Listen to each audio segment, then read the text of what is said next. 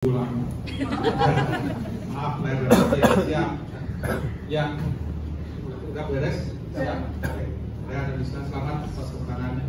Udah maju ke babak 16 besar. Bisa cerita tadi gimana perasaannya bisa memenangi sebuah pertandingan penting di babak pertama di turnamen kapal api grup Indonesia Open. Silakan. Ya, untuk yang pertama, saya tadi mindset pertama masih agak nervous sedikit ya. Mungkin karena faktor penonton juga. Kita juga terakhir kemarin yang di Indonesia Master juga mainnya tak keluar, kita mainnya tertekan, gak bisa keluar dari tekanan. Tapi alhamdulillah hari ini kita bisa keluar dari tekanan. Bahkan set kedua kita bisa membalikkan keadaan. Apalagi ketika bisa menang itu sungguh yang luar biasa sekali. Dan saya juga cuman sama Lisa, cuman pas reda dari usaha dulu aja pokoknya sebelum bulannya tuh jatuh ke lantai itu masih belum poin, kita masih bisa mengejar. Terus alhamdulillah kita berhasil membalikkan keadaan. Itu sih, Pak. Ya, Mas, itu dari sana kepalanya kena mungkin apa gimana? Geser dikit boleh? Biar sama-sama nyaman. Maaf. Oke. Biasa tertunda. Oke, silakan teruskan dengan. Udah, Pak. Udah. Oh, bisa. Ya, saya belum. Ya, kurang lebih sama ya sama Rehan. Terutama saya set pertama ngerasa gak yakin banget, gak tahu kenapa. Dia kayaknya benar-benar mati terus dan akhirnya Rehan sempat bilang, ayo kita lanjut set kedua. Dan saya sama Rehan bilang, ayo lebih yakin. Itu, jadi modelnya ayo lebih yakin, jadi mampu. Ya, artinya kemenangan ini kamu ketika di kemarin minggu lalu di Singapura Open kan nyebut dia sudah kalah dari lawan yang sama, kamu sudah bertekad ingin melakukan bebas, melakukan balas dendam, artinya hari ini sudah mampu untuk membayar lunas kekalahan di Singapura. Gimana komentarnya? Ya, untuk pasti yang pertama kan kita emang ketemu mereka kan menang kalah terus kita ya. Kita udah 4 kali kita ketemu dan ini head to headnya 2 sama ya di sini. Nah, berarti kan kita pasti ketemu mereka kan ramai terus kan. Pasti kita tahu lah celahnya dia di mana, terus mereka tahu lah celah kita di mana. Nah, kemarin waktu di Singapura tuh kita benar-benar kita pelajarin banget. Kita lihat video, kita kehilangan poin dari mana, kita dapat poin dari mana tuh kita benar-benar ngelihat. Oh, kita kehilangan poin dari sebelah sini ya. Berarti besok kali lebih siapin di posisi situ lagi. Kalau misalnya emang itu yang bikin kita lost poin banyak banget, berarti harus dibenerin yang itu. Terus kalau mereka kehilangan poin dari mana, kita juga tahu lah. Berarti harus mencar ceweknya, emang harus sabar. Kita nggak boleh nafsu juga, soalnya kan cowoknya juga bagus, juga menang juga sih. Mungkin itu aja. Bisa nggak baik? Sama. Itu. Sama. Oke. Ya. Oke, silakan teman-teman dia. Kalau ada yang bertanya, silakan. Oke, silakan depan. Dan bisa mau nanya tadi di set kedua sempat mati lampu dan poinnya sempat lagi kritis gitu ya. Tadi sempat nanya sama pasangan Malaysia itu mempengaruhi dia juga, tapi itu bisa jadi kalau kata dia jadi kasih waktu untuk mereka tuh diskusi lagi, menyusun strategi lagi. Nah, insiden mati lampu ini seberapa berpengaruh untuk kalian dan selama mati lampu apa yang kalian lakukan? Kalau untuk dari saya juga seperti pilih saya lebih fokusnya lagi lebih jaga, paling kan poin-poin kritis kita anggap posisi 24-23 tadi. Saya masih ingat 24-23 itu langsung mati lampu kan, pasti dari situ kan dari kita dari fokus yang benar-benar fokus terus tiba-tiba mati lampu kan pasti buyar dan terkonsentrasi kan. Makanya saya bilang sama Lisa, udah tetap jaga fokusnya aja. Tetap fokus soalnya udah poin-poin kritis kalau kita nggak fokus pasti bakal kalah. Apalagi poin-poinnya kayak gitu tadi sempat 24-23 bisa servis terus disodok lagi kan, emang kan agak lama juga hampir 5 menitan tadi mati lampunya kan justru bikin jadi kayak kaku lagi lah kaki, jadinya saya kurang siap lagi tadi pas 24-23 itu sih. Ada lagi? Apa? Ada? Oke. Mari sekarang. Kedengeran kan?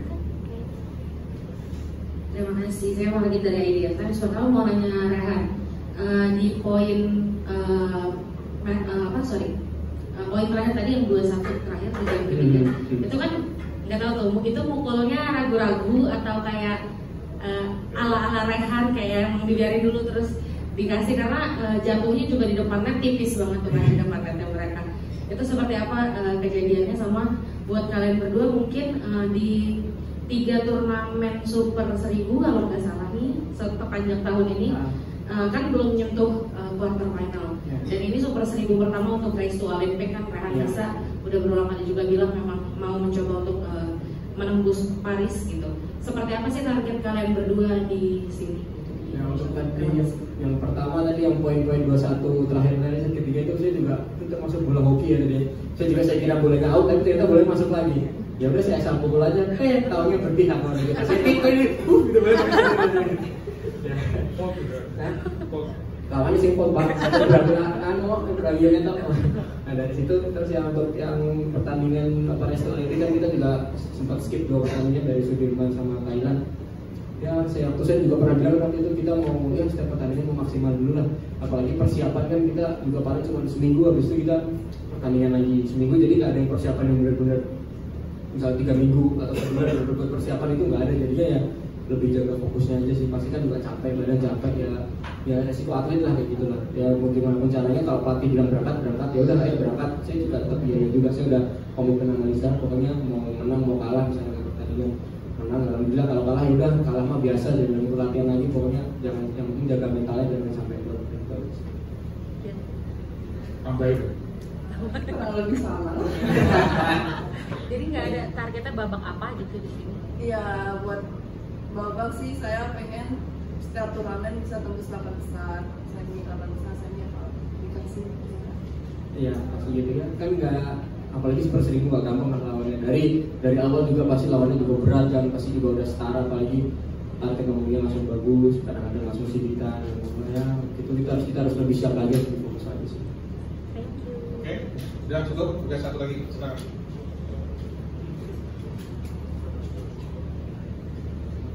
Baik, selamat sore, saya Arif dari RTV. Selamat untuk Rehan dan juga Lisa.